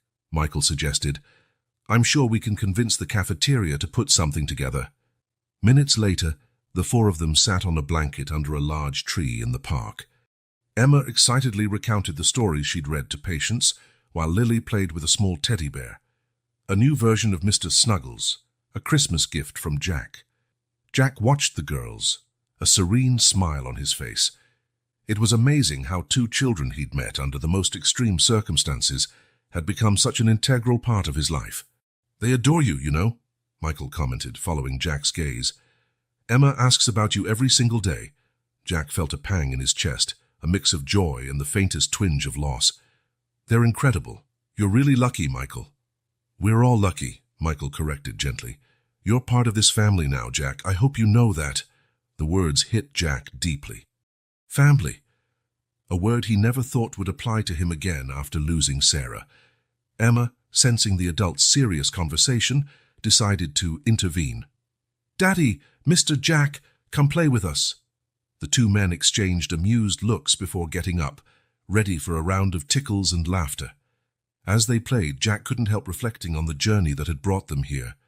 The pain of loss, the fury of the storm, the fear and uncertainty, all had led to this moment of pure joy. Michael, for his part, watched his daughters interacting with Jack, feeling an overwhelming gratitude. This man, once just a statistic on a spreadsheet, had become a cornerstone in their lives. As the sun began to set, painting the sky orange and pink, the four of them sat on the blanket, tired but content. "Mr. Jack," Lily asked, her voice growing sleepy, "are you going to stay with us forever?" Jack exchanged a glance with Michael before answering. "Well, Lily, I can't promise forever, but I can promise I'll be here whenever you need me." Emma, ever the protector, hugged her sister. "See, Lils, Mr. Jack is our guardian angel, remember? And guardian angels never go away." Michael felt tears prick at his eyes, moved by his daughter's innocent wisdom. "She's right, you know," he said to Jack. "You really are a guardian angel for all of us." Jack smiled, feeling a wave of emotion. "You're all my angels too. You brought me back to life when I thought there was no hope left." Exhausted from play, Emma and Lily soon fell asleep on the blanket, Emma protectively wrapping an arm around Lily. Jack and Michael remained awake, gazing at the emerging stars in the night sky. "If someone told me a year ago we'd be here today," Michael mused, "I would have called it impossible." Jack nodded. "Life has a funny way of surprising us, sometimes for better, sometimes for worse. But it's our choices that really matter." "And the people we choose to have by our side," Michael added, looking at Jack meaningfully. The two men fell silent for a moment, each lost in his own thoughts. Central Hospital stood majestically in the background, a silent testament to the journey they had taken. "You know, Jack," Michael said at last, "I think I finally understand what it truly means to leave a legacy. It's not the buildings or the bank accounts. It's moments like this, the lives we touch, the changes we make in the world." Jack smiled, feeling a profound sense of peace. Sarah used to say something like that. She said our real wealth lies in the connections we form and the love we share. "Your Sarah was a wise woman," Michael said softly. "Yes, she was," Jack agreed, his heart filled with love and longing, but also a new sense of hope. As night fell over Millbrook, wrapping the park in a blanket of stars, Jack Anderson and Michael Williams sat side by side, silent guardians of two slumbering girls and a future brimming with promise. Once a symbol of loss and disappointment, Central Hospital now pulsed with life and hope, a beacon in the community. And there, in that perfect moment beneath the stars, two broken families joined together, forging a new story, one of redemption, purpose, and above all, love. A gentle breeze whispered through, carrying with it the promise of brighter days. And for the first time in a long while, both Jack and Michael felt they were exactly where they needed to be, ready to face whatever storms the future might bring, together.